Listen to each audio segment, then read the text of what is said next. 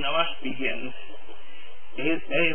Toledot Noach Noach ish tzadik shamim hayah b'darasav es Elohim hisalech Noach. And my question to start off with is, what is the meaning of the word Toledot? And it could mean one of two things. It could either mean generations. These are the generations of Noach. Or else it could mean these are the events that happened to Noach.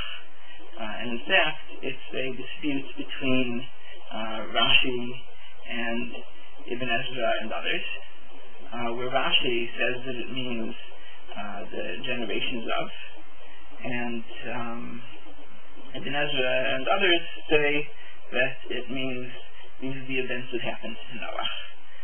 Now the reason for this dispute seems to be many things that go into it. Firstly, if you look at the previous parshat in Bereshit,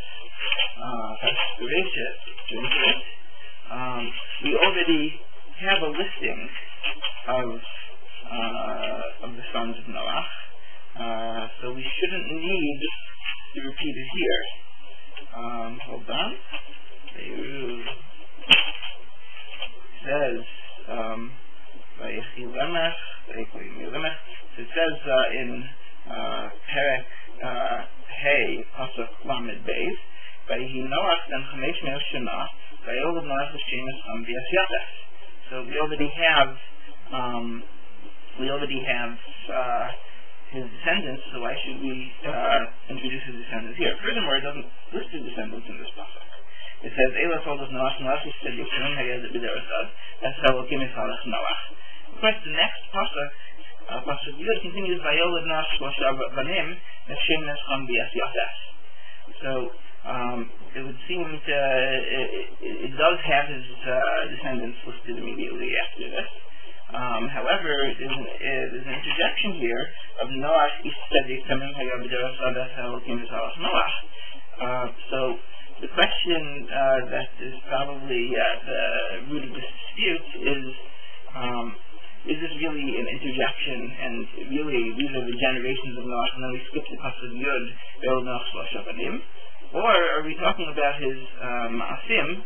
Or possibly are we just, because we have this interjection, a third possibility, which seems to be at the root of what Ibn Ezra and others are saying, is that it's not talking specifically about his Ma'asim, but that he was a good guy, but rather that this is an introduction to the general events that happened to him.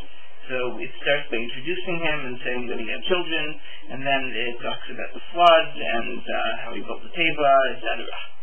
So those are the various possibilities.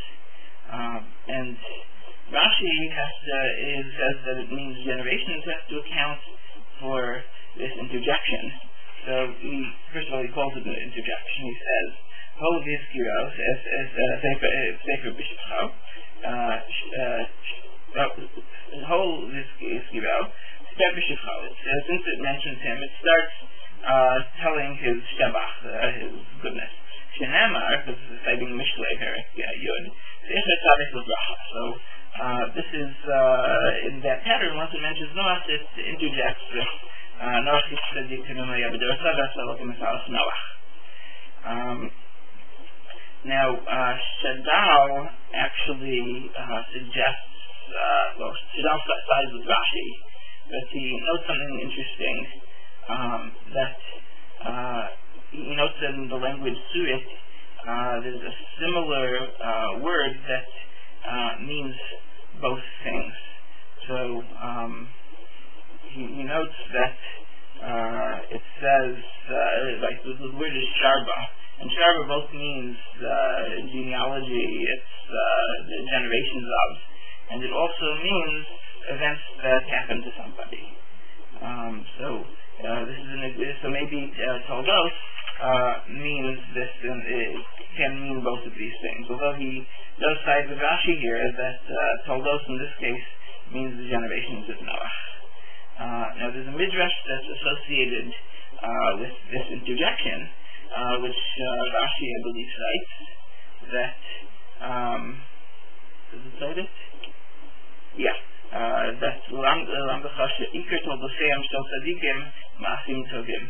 if you look at Noach had Shem, Cham, and Yafes, but he also, Shem, Cham, and Yafes went on to basically populate the entire world. So the Toledot Noach is the entire world, and so this is a pretty big type of thing that you would say. These are many descendants, and yet immediately after Elah Toledot Noach, it says Noach is tzaddik tamim hayabidarasav naselokim esalach Noach. So it's stressing that these are his ikar Toledot. So that also, it's a nice homiletic explanation that fits into the fact that this is somewhat of an interjection. Let's see, what else do we have? Right. I would seem to side with Rashi here, that it means generations, in part because there are two different types of narrative that you find, two different types of voices that you seem to find here. Which, when you have the same Yud K Vav K, it seems to be more of a personal description of zooming in on specific events and focusing on Hashem's relationship to man. Whereas when you have Elokim, it seems to focus on the macro level, on the cosmic scale, and it also tries to create a type of framework. And so we seem to be advancing the narrative. If you look at each of these genealogical sections, they form a type of framework. And so we just finished with the genealogical section that ended with up to Noach, and it gives a little bit of background there. And then we're going to advance the narrative to the next stage of Noach and his descendants and what happens in the time of Noach. So now it says, Elah told us Noach ish tzaddik, tamim hayabidarasav es Elokim yisalech Noach. This is the Shem Elokim, and that would seem to start a new type of section. And the section of Noach and his generations within that framework, and therefore also the events which happened to him. So it's possibly a combination of generations and events, but I would give it more of a definition of generation. And the reason why we have this interjection of an introduction to Noach is that Noach is tzaddik tamim hayabidarasav es Elokim yisalech Noach, is because we just started this genealogical, this framework type of section, which, if you look at the previous process, it's the same with Kevavke, so we need to introduce Noach in this framework as well. Okay.